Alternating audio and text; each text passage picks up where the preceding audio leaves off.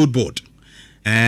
Omo a set pricing on gold in yadi, and one of the things that making kind woma omo yemania je, particularly Sammy Gyamfi, Abranti, and India or de eba in terms of your gold trading. No, set Ghana gold no sube to me drew international standards. Ye kwa rejection no enye more because abrofo no said omo ye no oko Dubai, Switzerland, any South Africa. Womu analyzer, womu de share gold no hu say ye gold no mo de kodwa so no enye contaminated. It ye wo chemicals a would be a contaminated gold no e be ye tungsten, osmium, any rhenium. It's a fra gold no a ma ne bo no kra bafem. You can't say I contaminated gold na ye fin and I say mu aye ha enibwo. Na Ghana gold nimpempi no behwe no ye de beduru adwaman so se yekoye yi no na akoye nsempi because ye nhyeda enhwehwemu yi enya quality no eyi.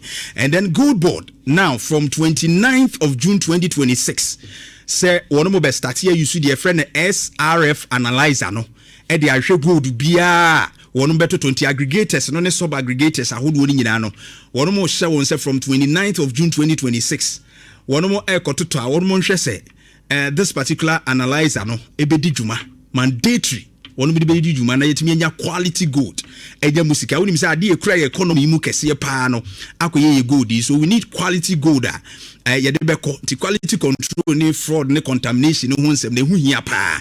And I like it that Goldbod edit this directive by very strategic at this time and timely.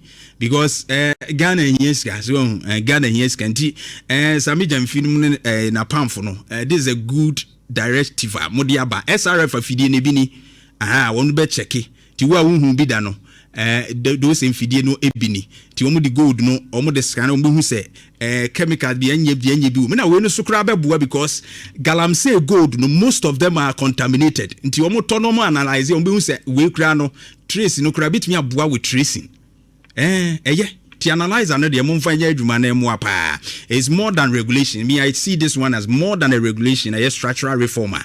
Ebe protect even from spring of galamsey and same galamsey gold near the adena do one why contaminated no ebe to me am more detect na etimi aboa ama no ma etumi akoye nti Goldbod that is brilliant and very strategic. Modiaba with the SRF analyzer.